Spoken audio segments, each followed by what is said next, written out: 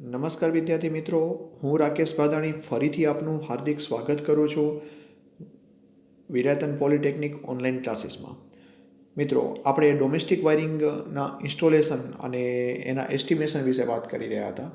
ગયા લેક્ચરની અંદર general rules વિશે ચર્ચા કરી હતી. આપણે જે ડોમેસ્ટિક વાયરિંગનું એસ્ટિમેશન કાઢવાનું હોય ત્યારના નિયમો વિશેની બહુ જ સારા નિયમો વિશે ચર્ચા કરી હતી અને અગત્યના હતા. જો હજી વિડીયો ના નિહાળ્યો તો ફરીથી નિહાળી લેજો. અને આજના લેક્ચરમાં આપણે એસ્ટિમેશન કરવાના સ્ટેપ્સ વિશે જોઈશું. બરાબર છે? એસ્ટિમેશન કરવાના પગથિયાઓ, ગુજરાતીમાં પગથિયા કહેવાય સ્ટેપ્સને. એટલે આપણે એસ્ટિમેશન કરવું હોય તો પહેલેથી શરૂઆત ક્યાંથી કરવી પડશે અને કઈ રીતે આપણે સંપૂર્ણ આપણું એસ્ટિમેશન કરી શકશું તેના વિશે આજે ચર્ચા કરીશું. ત્યાં મિત્રો, સૌ પ્રથમ કોઈ આપણને ઇલેક્ટ્રિકલ વાયરિંગનું આપણા ડોમેસ્ટિક વાયરિંગ માટે જો એસ્ટિમેશન કાઢવાનું આવે તો સૌ પ્રથમ આપણી પાસે શું હોવું જોઈએ? મકાનનો જે ઇલેક્ટ્રિસિટી માટેનો જે લેઆઉટ છે, બરાબર, મકાન માટેનો લેઆઉટ, તેના વિશેની પૂરી સમજૂતી અને પૂરેપૂરો લેઆઉટ હોવો જોઈએ. આ લેઆઉટ શું કામ? વાયરિંગ કરવા માટે સૌ પ્રથમ એને મકાનનો લેઆઉટ શું કામ જરૂર પડે છે? મકાનનો લેઆઉટ કોણ આપે છે? સિવિલ એન્જિનિયર કે આર્કિટેક્ટ જે મકાન બનાવે છે ને, એ લેઆઉટની વાત થાય છે. આ લેઆઉટ ઉપરથી મકાનની અંદર કેટલા પોઈન્ટ્સની જરૂર છે, કેટલા પોઈન્ટની જગ્યા ઉપર આપણને શું કરવું છે? ધારો કે લેમ્પ લગાવવો છે, ફેન લગાવવો છે, કેટલા ફેન લગાવવાના છે. ધારો કે એક બહુ લંબચોરસ રૂમ હોય તો એક ફેન અહીંયા લગાવવાનો, એક ફેન અહીંયા લગાવવાનો, કેટલા લેમ્પ્સ લગાવવાના. તો આ બધી સંપૂર્ણ માહિતી ક્યાંથી મળે છે? તો એના લેઆઉટ ઉપરથી મળે છે મકાનના. તો સૌ પ્રથમ આપણને જરૂરી છે લેઆઉટ ઓફ ડોમેસ્ટિક વાયરિંગ. બરાબર છે? બીજો ટોપિક છે અને બીજો સ્ટેપ. અને મિત્રો, આ જે સ્ટેપ્સ છે એને સિક્વન્સમાં લખવા અગત્યને છે. એટલે એક્ઝામની અંદર તમે ત્યારે પૂછાય ત્યારે ગમે તે રીતે તમે સ્ટેપ્સ ના લખતા. કારણ કે સ્ટેપ્સનો મતલબ જ એ છે કે પહેલું પગથિયું એટલે કે આપણે શું હોવું જોઈએ? આપણી પાસે લેઆઉટ હોવો જોઈએ વાયરિંગનો. બીજું પગથિયું, વીજભારની ગણતરી કરવી પડશે આપણને. આપણી પાસે મકાનમાં પોઈન્ટની સંખ્યાઓ ખબર પડી ગઈ તો પોઈન્ટની સંખ્યા ઉપરથી શું કરશું? આપણે લોડની ગણતરી કરશું. ધારો કે આપણી પાસે લાઇટના પોઈન્ટ કેટલા છે, સીલિંગ પોઈન્ટ છે, પ્લગના પોઈન્ટ છે, એમાં 15 એમ્પિયર, 5 એમ્પિયર. પછી ફ્લ્યુરોસેન્ટ લેમ્પ છે, ધારો કે ટ્યુબલાઇટ. ફ્લ્યુરોસેન્ટ ટ્યુબ એટલે શું છે? ટ્યુબલાઇટ. તો ટ્યુબલાઇટ પણ મિત્રો તમે જાણો છો કે અલગ અલગ સાઇઝની આવે છે. તેમાં 0.6 મીટર લાંબી, 1.2 મીટર લાંબી અને 1.5 મીટર લાંબી, આમ અલગ અલગ ટ્યુબની વાત થાય છે. તો એના માટે પણ વોટેજ કેપેસિટી અહીંયા આપેલી છે. તો આ જે ટેબલની અંદર તમારે જનરલ એક એક્સપ્લેનેશન છે કે તમને કયા પોઈન્ટ માટે કેટલા વોટની ગણતરી કરવી. ધારો કે કોઈ એજમ્પશન લેવાનું છે, આપણે ઉદાહરણ લેવાનું છે, તો એની અંદર આપેલું છે કે એક 40 વોટની ટ્યુબલાઇટ છે.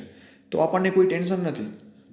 પણ જ્યારે કોઈ એમ જ પૂછવામાં આવે છે કે ધારો કે 3 પિન સોકેટ એક 5 એમ્પિયરનું આપેલું છે કાં 15 એમ્પિયરનું આપેલું છે, તો એમાં લોડ કેટલો નાખવો, કેટલા વોટ રાખવા? કદાચ એમ જ ખાલી એક ફેન વિશે વાત હોય, એક કોઈ લેમ્પ વિશે વાત હોય કે એક ટ્યુબલાઇટ વિશે વાત હોય. હવે આપણને જ્યારે વોટ પરફેક્ટ લખેલા ના હોય તો કેટલા વોટ રાખવા પડે, તો એના વિશેની વાત છે. તો સૌપ્રથમ જોઈએ તો લાઇટનો પોઈન્ટ હોય, લાઇટનિંગના જ્યાં બલ્બ છે કે એ બધા, જ્યાં કોઈ અલગથી તમારે લખેલું ના હોય તો એને બાય ડિફોલ્ટ 60 વોટ લઈ લેવાના. સીલિંગનો એવી જ રીતે પોઈન્ટ હતો 60 વોટ. એટલે લાઇટનિંગ માટેના જે પોઈન્ટ આવે છે એ લાઇટનિંગ માટેના પોઈન્ટ 60 વોટ આપણને ધારી લેવાના હોય છે. જો 5 એમ્પિયરનું સોકેટ હોય, બરાબર, લાઇટનિંગ લોડ માટે, તો 100 વોટ આપણને લેવાના. અને જો 15 એમ્પિયર હોય કે જે પાવર માટે હોય છે, એનામાં આપણને 1000 વોટ લેવાના છે. બરાબર છે? એવી જ રીતે ટ્યુબલાઇટો અલગ અલગ સાઇઝની છે, એમાં 20, 40 અને 30 આમ અલગ અલગ હોઈ શકે છે. CFL હોય તો CFLમાં પણ મિત્રો તમે પાવર રેટિંગ જાણો છો. બરાબર છે? અલગ અલગ એનામાં કોઈ સાઇઝ અલગથી ડિફાઇન નથી હોતી કે આટલી લેન્થનું હોય કે 5 watt, 11 watt, 9 watt, 28 watt, 24 watt, 12 watt, અલગ અલગ વોટના હોઈ શકે છે. બરાબર છે? તો એમ આપણે ગણતરી કરી લેશું. અને ખાસ ધ્યાન રાખજો મિત્રો કે આપણી અરસપરસ આપણે વાપરતા હોઈએ કે આપણે નિહાળતા હોઈએ એ બધા ઇક્વિપમેન્ટના પાવર રેટિંગ એટલે કે વોટ આપણને ખબર હોવી જોઈએ. એક્ઝામની અંદર ઘણી વખત આપણને આમ ન જાણતા એક ઇઝી પ્રશ્નો પૂછાઈ જાય છે પણ નથી આવડતા. ધારો કે હું એક ઉદાહરણ આપું કે ગઈ એક એક્ઝામમાં એવું પૂછવામાં આવ્યું હતું કે મોસ્કીટો પેટન્ટ્સ હોય છે, બરાબર છે, એનો મતલબ આપણે કે જે મચ્છર માટે જે ઓલ આઉટ વાપરીએ છીએ કે ગુડ નાઇટ વાપરીએ છીએ, તો એનો પાવર રેટિંગ કેટલું હોય છે, બરાબર છે. તો હવે આપણને જોતા હોઈએ છીએ, યુઝ પણ કરતા હોઈએ છીએ, પણ એની વોટેજ કેપેસિટી આપણને ખબર હોતી નથી. અંદાજે એ 5 થી 6 વોટની આજુબાજુ કન્ઝ્યુમ કરતું હોય છે, બરાબર છે. પણ હરેક કંપનીમાં અલગ અલગ હોય છે. તો તમારે જ્યારે પણ આવું જોતા હો તો એના રેટિંગ્સ છે બહુ નિહાળવાના. ગૂગલ સર્ચ કરી શકો છો તમે એના માટે. તમે અરસપરસ રહેલી બધી સાધન સામગ્રીઓ જ્યાં ઇલેક્ટ્રિકલથી ચાલે છે ત્યાં એના વોટ કેપેસિટી તમારે ખબર હોવી જોઈએ. આજે આપણે મોસ્કીટો માટેની વાત કરી, એવી જ રીતે આપણી પાસે મોબાઈલ ચાર્જર છે તો એના કેટલી વોટેજ કેપેસિટી છે. તો આમ ઘણા બધા એવા ન જાણતા આપણી અરસપરસ વસ્તુઓ છે કે જેના વોટ આપણે જાણતા નથી. તો આજે એક હોમવર્ક સમજી લેજો તમારું, કે જેટલા પણ અલગ અલગ વોટેજ કેપેસિટીવાળા ઇક્વિપમેન્ટ છે તેના વિશે આપણને જાણવાનું છે મિત્રો, બરાબર છે. હવે નેક્સ્ટ ટોપિક છે અને નેક્સ્ટ સ્ટેપ એટલે કે ત્રીજો સ્ટેપ, વાયરની પસંદગી કરવાની. આપણને વાયરની પસંદગી એટલે કે આપણને યોગ્ય ગુણવત્તાવાળો વાયર, આપણે ઓલરેડી નિયમો જોઈ લીધા છે આગળ બધા. હવે ઇન્સ્યુલેટેડ વાયર, કેબલ મિકેનિકલ દ્રષ્ટિએ કેવો, લઘુત્તમ સાઇઝનો હોય, વોલ્ટેજ ડ્રોપ વધારે ના થાય તેવો, વહન કરવાની ક્ષમતા ભારના પ્રમાણમાં હોવી જોઈએ અને લગભગ બમણી ક્ષમતા, એટલે કે 5 એમ્પિયરનો લોડ જતો હોય તો 10 એમ્પિયરનો કેપેસિટીવાળો વાયર આપણને ત્યાં રાખવો જોઈએ. VIA વાયર, PVC વાયર અને TRS વાયર આપણે બધાના ફૂલ ફોર્મ જોઈ લીધા છે. Vulcanised Indian rubber, polyvinyl chloride અને ટફ રબર સિથેડ વાયર. એનામાંના સૌથી વધારે ડોમેસ્ટિક વાયરિંગમાં ઉપયોગ થતો હોય તો VIR અને PVC. ટફ રબર સિથેડનો ઉપયોગ આપણે ડોમેસ્ટિક વાયરિંગમાં થતો નથી. પછી ગ્રેડની વાત કરીએ તો વોલ્ટ પ્રમાણેના ગ્રેડ અલગ અલગ હોય છે. અલગ અલગ વોલ્ટની કેપેસિટીના વાયર્સ આપણે યુઝ કરતા હોઈએ છીએ. ખાસ કરીને જો ડોમેસ્ટિક વાયરિંગ માટે વાત કરીએ તો એ 1100 વોલ્ટની કેપેસિટીવાળા વાયર હોય છે. તમે મિત્રો વાયરને જ્યારે હાથમાં લ્યો ત્યારે જોજો એનામાં એક લખેલું હશે કે સ્ક્વેર અને વોલ્ટ, આ બંને વસ્તુ લખેલી હશે. અને અંદાજે 1100 વોલ્ટની આજુબાજુની બ્રેકડાઉન સ્ટ્રેન્થવાળા વાયર ત્યાં યુઝ થતા હોય છે. ચોથો અને બહુ જ અગત્યનો સ્ટેપ્સ છે સબ સર્કિટની સંખ્યાઓ નક્કી કરવી. સબ સર્કિટની સંખ્યાઓ જે છે તે લોડ પોઈન્ટની સંખ્યાઓ આપણે ઇન્ડિયન ઇલેક્ટ્રિસિટી રૂલ્સ ઓલરેડી ભણી લીધો છે. ધારો કે પાવર તો ઓછામાં ઓછા 2 પોઈન્ટ, બરાબર છે, એટલે કે 2 સબ સર્કિટો રાખવાની છે. અને જો લાઇટનિંગ હોય તો તમારે 10 પોઈન્ટ, બરાબર છે, 10 પોઈન્ટ. અહીંયા કને આપણે કેટલા 2 પોઈન્ટ હતા, અહીંયા 10 પોઈન્ટ લેવાના છે. અને જો પાવર હોય તો 800 વોટ અને લાઇટનિંગ હોય તો આપણને 3000 વોટ સુધી આપણે લોડ લઈ શકીએ છીએ. આ ઇન્ડિયન ઇલેક્ટ્રિસિટી રૂલ્સ છે જે આપણે ઓલરેડી જોઈ લીધો છે. સ્વિચ ગિયરની પસંદગી કરવી. મિત્રો નીચે ટેબલની અંદર સ્વિચ ગિયર્સ આપેલા છે. સ્વિચ ગિયરનો મતલબ એવો છે કે જે પ્રોટેક્ટિવ ડિવાઇસીસ છે કે ઓપરેટિંગ ડિવાઇસીસ છે, સમજી લો સ્વિચ હોય, MCB હોય, ફ્યુઝ હોય, આ બધાને શું કહેવામાં આવે છે? સ્વિચ ગિયર કહેવામાં આવે છે, બરાબર. જેના દ્વારા આપણે ઇક્વિપમેન્ટને ઓન કે ઓફ કરી શકીએ કાં તો પ્રોટેક્શન કરી શકીએ. તો આ બધા ઇક્વિપમેન્ટને સ્વિચ હોય, MCB છે, ELCB છે મિત્રો, બરાબર છે, ELCB, ફ્યુઝ, આ બધાને શું કહેવામાં આવે છે? પ્રોટેક્ટિંગ ડિવાઇસીસ સાથે સ્વિચ ગિયર પણ કહેવામાં આવે છે. અર્થિંગ માટે વાત કરીએ આપણે તો અર્થિંગ નોર્મલ રીતે ડોમેસ્ટિકની અંદર 8 SWGનો GI વાયર વાપરવામાં આવતો હોય છે અને 1 mm2નો 14 SWG, બરાબર, એનો તાંબાનો વાયર વાપરવામાં આવતો હશે. જો GIનો હોય તો 8 SWG ચાલે. SWGનો મતલબ છે standard wire gauge, full form યાદ રાખજો મિત્રો, સ્ટાન્ડર્ડ વાયર ગેજ. અને જો તાંબાનો વાયર વાપરવાનો હોય તો 14 SWGનો વાપરવાનો હોય છે. અને ખાસ ધ્યાન રાખજો મિત્રો, બની શકે ત્યાં સુધી કોપરનો વાયર વાપરવાનો છે આપણને, બરાબર છે. નેક્સ્ટ 7મો ટોપિક છે મકાનના પ્લાનમાં સબ સર્કિટના રસ્તા દર્શાવવા અને તે મુજબ વાયરિંગ ડાયાગ્રામ ડ્રો કરવાનો છે. કારણ કે એસ્ટિમેશન કાઢવું છે આપણને કે ધારો કે આ આપણી સ્વિચ બોર્ડ છે ત્યાંથી કરી અને આપણું જે એપ્લાયન્સીસ લાગેલું છે ત્યાં સુધી આપણે કયા રસ્તેથી આપણે ફેન સુધી પહોંચવાના છીએ. તો એના દ્વારા શું ખબર પડશે આપણને કે અહીંયાથી કેટલો પાઇપની જરૂર પડશે, કેટલા વાયરની જરૂર પડશે, ફેઝનો વાયર કેટલો જોઈશે, ન્યુટ્રલ વાયર કેટલો જોઈશે, અર્થિંગ વાયર કેટલો જોઈશે. તો આ સંપૂર્ણ અંદાજો જે છે તે આપણે લગાવી શકીએ છીએ. પછી આ બધાના જે ધારો કે આ એક જગ્યાએ સ્વિચ બોર્ડ લાગેલો છે, બરાબર, રૂમની અંદર, અને ધારો કે અહીંયા એક ઉપર છત ઉપર એક લેમ્પ લાગેલો છે. હવે અહીંયા સુધી જવા માટે વાયર આપણે કેટલો જોઈએ? અહીંયાથી આમ ઉપર એક રન થાય, છત ઉપરથી આવી અને નીચે લેમ્પ સુધી આવે. તો આ બધા જે રન છે ને એ રનના મિનિમમ અંતરો જે છે, મેં તમને મિત્રો એક ડ્રોઈંગ શીટમાં એક ડ્રો કરવા માટે આપી છે શીટ, જ્યાં એક 4x4ના રૂમમાં એક ડ્રોઈંગ કરવાની છે અને એના એસ્ટિમેશન કાઢવાનું છે. એ જો તમે સમજી ગયા તો આ તમને સંપૂર્ણ પ્રશ્ન આવડી જશે અને આ ચેપ્ટરનો અડધો ટોપિક એના ઉપર છે. બરાબર છે. તો આની અંદર વાયરના રન છે.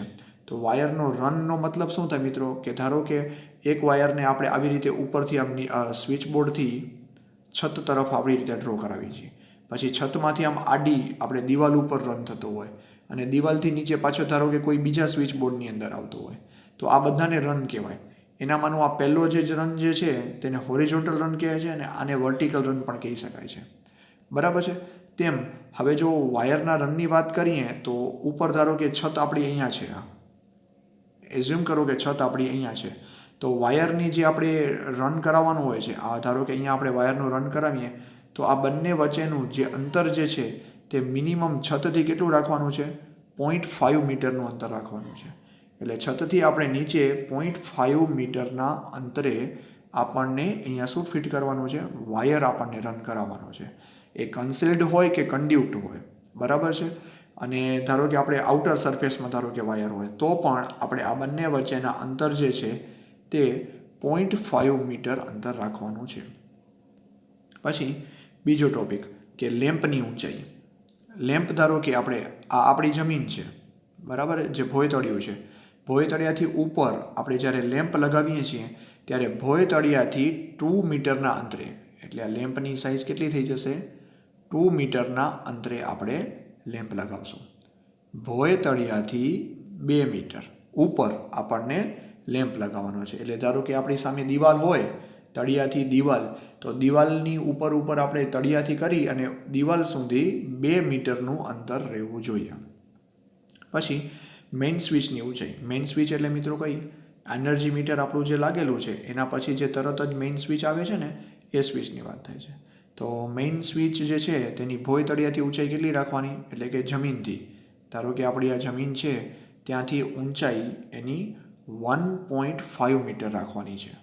1.5 મીટર જેટલું જમીનથી ઉપર રાખવાનું, જેથી આપણો હાથ પણ સરળતાથી બહુ જ ના પહોંચાઈ જાય, કે જેથી કોઈ બી ટચ કરી અને મેઇન સ્વિચ સુધી પહોંચી જાય. પછી નોર્મલ સ્વિચ બોર્ડ હોય આપણા ઘરની અંદર, ધારો કે આપણે ટ્યુબલાઇટ ફેન ચલાવવા માટેના જે સ્વિચ બોર્ડ હોય છે તે સ્વિચ બોર્ડની વાત થાય છે. તેની ઊંચાઈ ભોયતળિયાથી 1.3 મીટરના અંતરે રાખવાની છે. ભોયતળિયાથી 1.3, ધારો કે સ્વિચ બોર્ડ અહીંયા લાગેલો છે, નીચે આપણી જમીન છે, તો આ બંને વચ્ચેનું અંતર કેટલું હોવું જોઈએ, 1.3 મીટર. આ બધા ડિસ્ટન્સ મિત્રો બહુ ખાસ ધ્યાન રાખજો, બહુ જ અગત્યના છે. ડ્રોઈંગ શીટમાં પણ આના પ્રમાણે જ તમારે ડ્રોઈંગ કરવાના છે. પછી છે પંખાની ઊંચાઈ. પંખાની ઊંચાઈ 2.5 મીટર રાખવાની છે. અને ખાસ મિત્રો એક પંખાની અને આ લેમ્પની ઊંચાઈ, આ બેમાં તમે જોશો ને તો લેમ્પ છે એ 2 મીટર છે અને આ 2.5 છે. એવું શું કામ હોય છે, કારણ કે ધારો કે અહીંયા એક લેમ્પ લાગેલો છે અને ફેન જે છે ને તમે અહીંયા નીચે લગાવી દીધો છે, અને ધારો કે તમે આ જગ્યા ઉપર બેસી અને કંઈક રીડિંગ કરી રહ્યા છો, તો થશે કેવું કે આ લેમ્પનો પ્રકાશ પીખડાઓથી, અહીંયા પીખડાઓ ફરતા હશે લેમ્પના, ફેનના, અને તમને પ્રકાશ કેવો આવશે, આમ પડછાયાવાળો આવશે, થોડી વારે બદલતો હોય એવો. એટલે આવું ન બને એના માટે ખાસ ધ્યાન રાખવાનું કે લેમ્પ અને ફેન ધારો કે અહીંયા લાગેલો છે તો લેમ્પનું અંતર નીચે હોવું જોઈએ, અને આપણે કોઈ પણ જગ્યાએ લખાણ લખતા હોઈએ તો પ્રકાશ જે છે તે કેવો આવે, ડાયરેક્ટ આવે આપણાને, ફેન થ્રુ થઈને ના આવે. એટલે ખાસ ધ્યાન રાખીશું કે લેમ્પ અને ફેન, ધારો કે આ ફેન જે છે એ 2 મીટર છે, 2.5 મીટર છે, તો લેમ્પ કેટલો રાખવાનો છે આપણને, નીચેથી 2 મીટર રાખવાનો છે ભોયતળિયાથી. ખાસ ધ્યાન રાખીશું. બરાબર છે. તો આ ટેબલ જે છે બહુ અગત્યનું છે, આપણે ડ્રોઈંગ માટે પણ યાદ રાખીશું અને MCQમાં પણ આ પ્રશ્ન પૂછાઈ શકે છે. પછી જે નેક્સ્ટ સ્ટેપ છે, 9મો સ્ટેપ, મકાનના પ્લાનની વાયરિંગ ડાયાગ્રામ ઊંચાઈની ધારણાઓ કરી લેવાની છે. એમાં બેટન, કેસિંગ કેપિંગ હોય, કન્ડ્યુક્ટ વાયરિંગ હોય, આ બધી અલગ અલગ ફિટિંગો નક્કી કરી અને આજે આપણે ફિટિંગો કરશું ને બધી, કન્ડ્યુક્ટ પાઇપ ને વાયર હોય કે એ બધી, આ બધી ફિટિંગ જ્યારે કરીને ત્યારે એનો ટોટલ અંદાજો, ધારો કે એમ કીધું કે આપણે 100 મીટરનો વાયર, 100 મીટરનો આપણને વાયર કેવો જોઈશે, ફેઝ વાયર જોઈશે ધારો કે. તો આ વાયરની અંદર જ્યારે આપણે એને કાપીએ છીએ કે સ્વિચબોર્ડની અંદર એના ઇન્ટરનલ કનેક્શન્સ કરીએ છીએ, તો આ માટે કરી અને 10થી 20% જેટલો જથ્થો નુકસાનીમાં જશે આપણને. એ આપણને ગણતરી કરી અને એસ્ટિમેશન લગાવવાનું છે. કારણ કે આપણે એવું વિચારતા હોઈએ કે એક સ્વિચબોર્ડ છે આપણી પાસે, આ સ્વિચબોર્ડથી આપણે એક લેમ્પ સુધી પહોંચવું છે. અહીંયા ધારો કે 2 મીટરનું અંતર છે, અહીંયા આમ 3 મીટર ગયા, આ 2 મીટર થયું, આ 3 મીટર થયું ને નીચે પાછું વળી 2 મીટર આવ્યા, તો ટોટલ વાયર કેટલો થયો? 2 + 3 + 2 એટલે કેટલા થયા? 2, 5 અને 7. તો 7 મીટરનો વાયર આપણે જોઈશે. પણ આપણે આવું નહીં ગણવાનું, કારણ કે તમે અહીંયાથી ગણતરી કરો છો તો સ્વિચબોર્ડની ઇન્ટરનલ વાયરિંગ હોય, કે વાયર જ્યારે કાપતા હોઈએ ત્યારે છીલવામાં થોડોક વાયર કદાચ ચાલ્યો જાય, તો આમ 7 મીટર વત્તા આપણે શું કરી દેવાનું છે? 10થી 20%નો જથ્થો આપણે વધારે ઉમેરી દેવાનો છે. તો આમ એસ્ટિમેશન કરવામાં ખાસ ધ્યાન રાખીશું, કારણ કે જો બહુ મોટું કામ હોય આપણી પાસે તો આવું 10-20%નું નુકસાન આપણાથી પરવડે તેવું હોઈ ના શકે. તો આમ 10થી 20%નો વધારે આપણે બધા જ ઇક્વિપમેન્ટમાં, ધારો કે પાઇપ પણ હોય, બરાબર, પીવીસીનો પાઇપ હોય તો એનામાં પણ આપણે 10થી 20% આપણે વધારો લઈ શકીએ છીએ.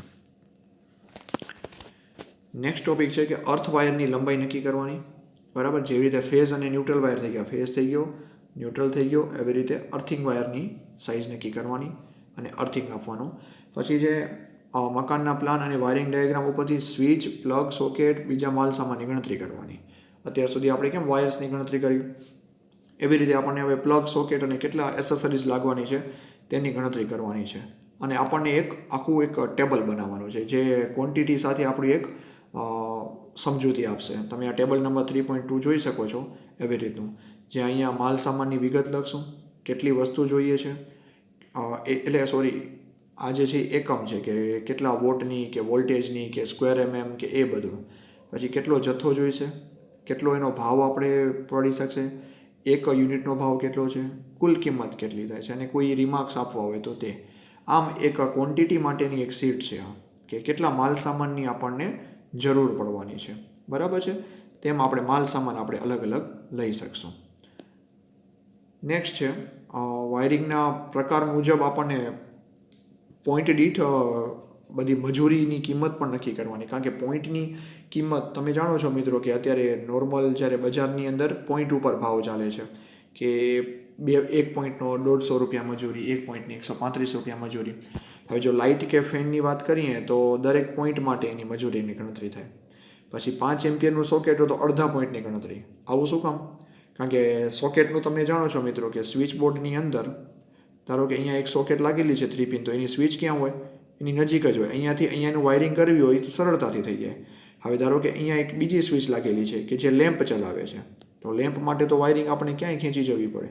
તો આમ આપણને જ્યારે પોઈન્ટની વાયરિંગની ગણતરી કરતા હોઈએ ત્યારે એને અડધાને પોઈન્ટની ગણતરી, અને જો ફેન કે ટ્યુબલાઇટની કરશો તો એક પોઈન્ટની ગણતરી કરવાની.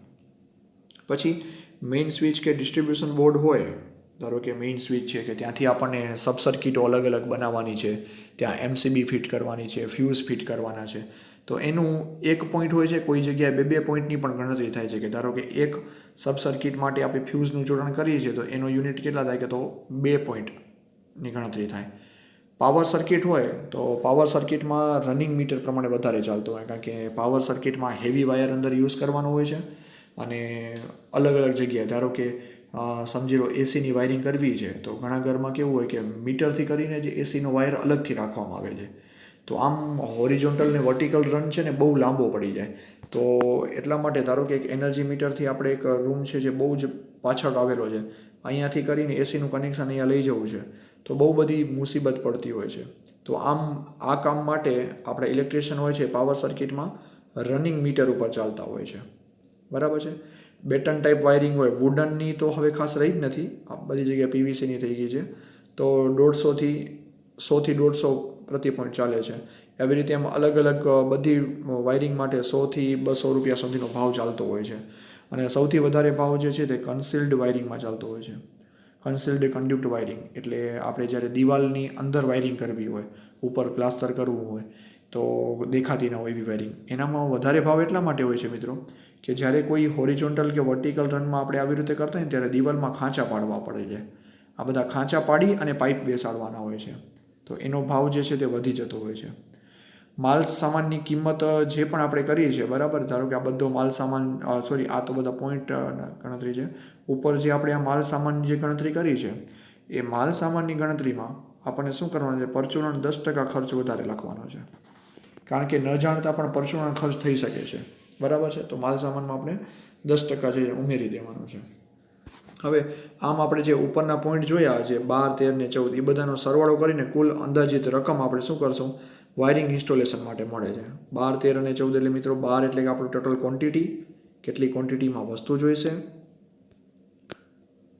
પછી 13મો પોઈન્ટ એટલે કે મજૂરી ખર્ચ આપણો, અને 14મો એટલે કે 10% આપણે ખર્ચ એડ કરી દેવાનો. આમ 3 ખર્ચનો જ્યારે સરવાળો કરશું તો આપણે વાયરિંગ માટેનું ઇન્સ્ટોલેશન મળી જશે કે વાયરિંગ માટે આપણને ખર્ચ કેટલો થશે. એમાં માલ સામાન આવી ગયો, મજૂરી આવી ગયું ને પરચુરણ ખર્ચ, આમ બધું આવી જાય છે.